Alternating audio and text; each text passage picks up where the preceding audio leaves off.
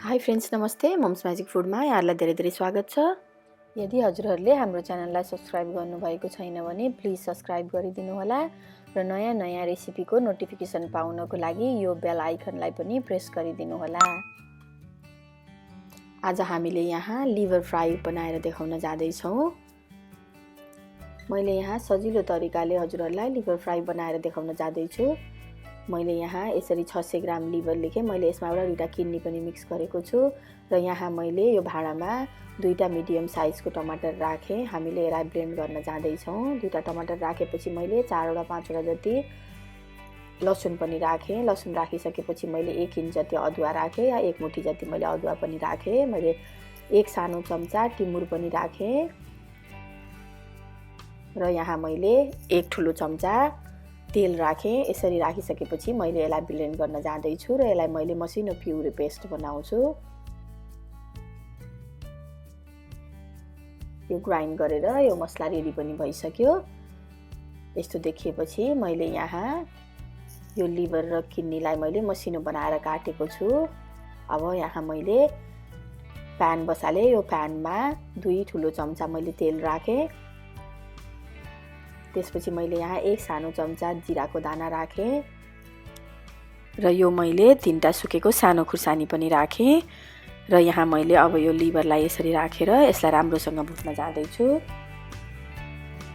आगो मैले अहिले ठुलो बनाएर यसलाई भुट्दैछु। यसलाई भुट्दै गएपछि यसको अलि धेरै पानी आउँछ। हामीले एकछिन पानी यसलाई सुकाउने। मैले नुन अहिले सुरुमै राख्दिनँ, किनभने नुन सुरुमै राख्यो भने यो लिभर एकदमै साह्रो बन्छ। त्यही भएर नुनलाई मैले पछि नै राख्दैछु। मैले यसरी यसलाई हल्का भुट्दैछु। भुट्दै गएपछि यसरी नै यो पानी आउँछ र यसलाई हामीले पानीलाई एकछिन सुकाउने र यतिको ड्राई भइसकेपछि मैले अघि पिनेर राखेको टमाटर लसुन अदुवाको पेस्ट पनि यहाँ मैले अब मिक्स गर्छु। यसरी मैले यसलाई यहाँ खनाइदिएँ। आगो पनि मैले अहिले मिडियम राखेर पकाउँदैछु। अब एकछिन यो मसला एकछिन चलाउनुस् र मैले यहाँ अब नुन बेसार पनि एड गर्न जाँदैछु। एकैछिन यसलाई चलाइसकेपछि हामीले यहाँ आफ्नो स्वाद अनुसार नुन पनि राखौँ। मैले 1 चम्चा नुन राखेँ र बेसार पाउडर पनि राख्नु होला। 1 सानो चम्चा बेसार पाउडर राखेँ मैले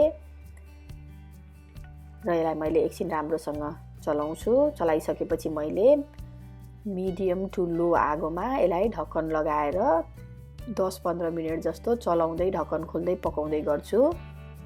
आगो पनि हजुरले सानो राख्नु होला र यसरी बीचमा यो बाफले पाक्न दिने, एकदम सानो आगो बनाएर बाफले पाक्न दिने। यसरी बीचमा यसलाई यसरी चलाइ पनि राख्ने, फेरि ढक्कन लगाएर पकाउने, चलाइराख्ने। लगभग यस्तो प्रोसेस हजुरले 10-15 मिनट लगभग 20 मिनटै जस्ता गर्दा हुन्छ। डढ्न चाहिँ नदिने हामीले यसलाई बीचमा चलाइराख्ने, ताकि यो मसला र नुन बेसार सबै यसमा राम्रोसँग लागोस् भनेर यसरी मैले भुटेँ।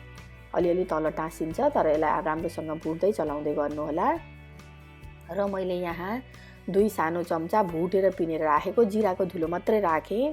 कसैले धेरै मसलाहरू पनि प्रयोग गर्नुहुन्छ। तपाईलाई धेरै मसला प्रयोग गर्न मन लाग्छ भने मसला पनि राख्न सक्नुहुन्छ, तर मैले भने यतिकै पकाउँदा मलाई यसको स्वाद मिठो भयो जस्तो लाग्यो।